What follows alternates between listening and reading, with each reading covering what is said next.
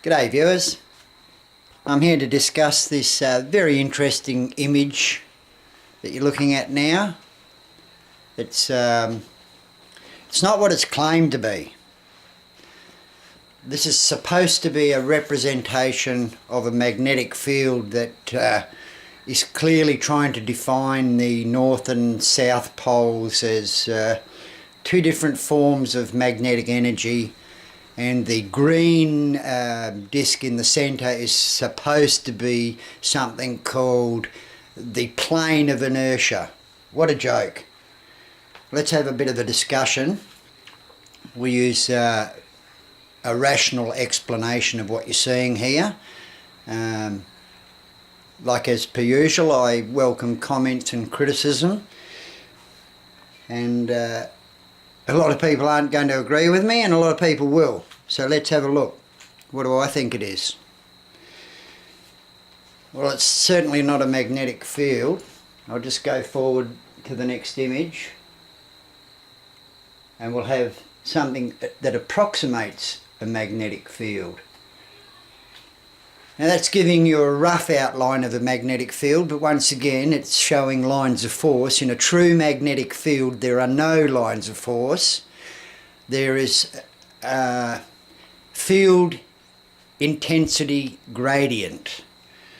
So the closer you are to the South Pole, the more intense the field will be, and the closer you are to the North Pole, the more intense the field will be. It's the same field, whether it's at the North Pole or the South Pole. It just depends on the direction.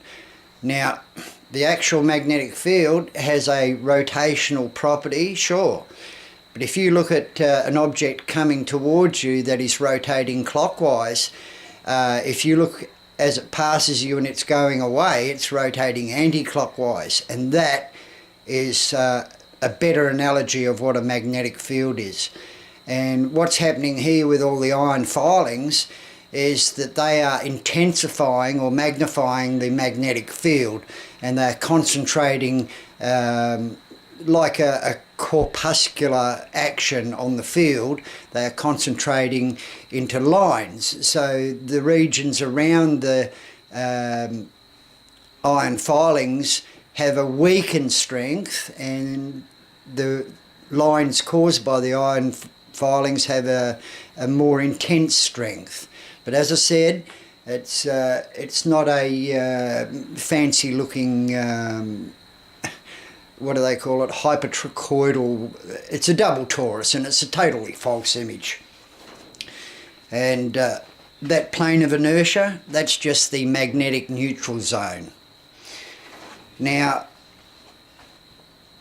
you know, you've got to give the guy credit for trying the experiments, but he's misunderstood what he's saying. The first problem he's made there is he's attempted to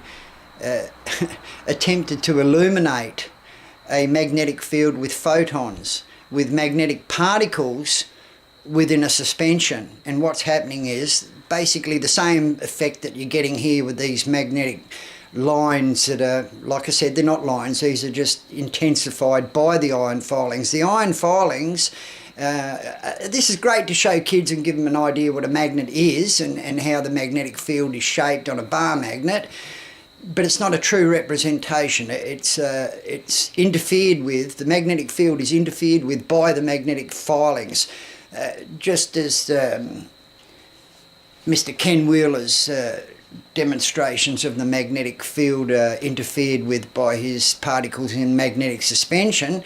And then we have to examine a unique phenomena that gives him this crazy looking geometric pattern, and that is the photon is actually interfering with the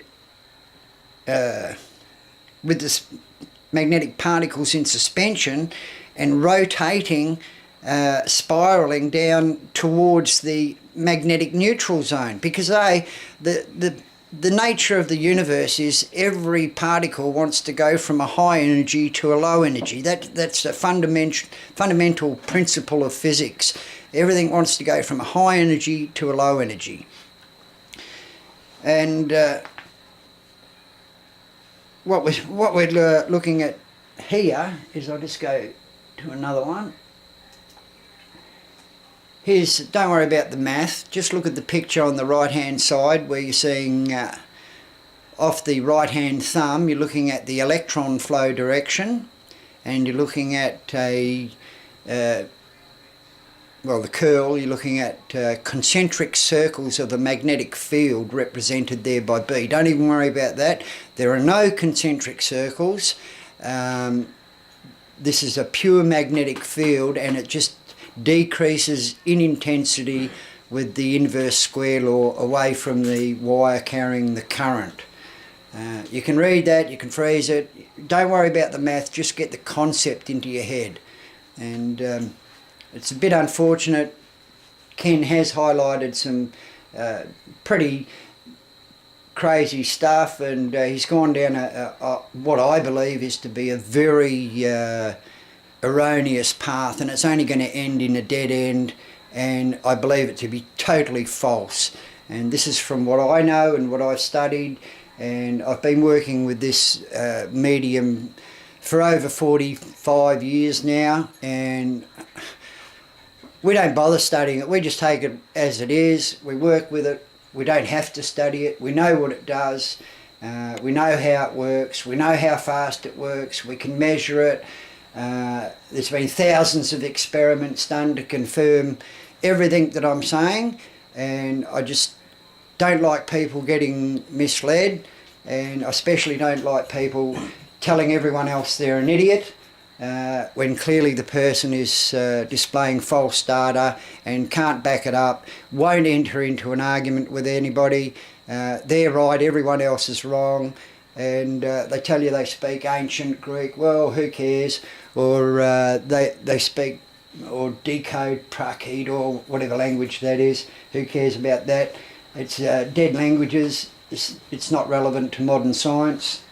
Just for your information, I speak numbers, I speak math, I speak binary, trinary, octal, decimal, binary coded decimal, hexadecimal, sexagesimal, and exponential. So if you want to argue with me, Ken L. Wheeler, I'm up for it.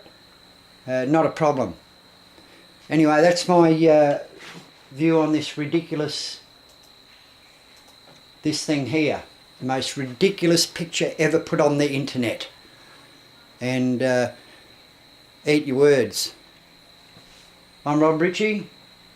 Have a good day.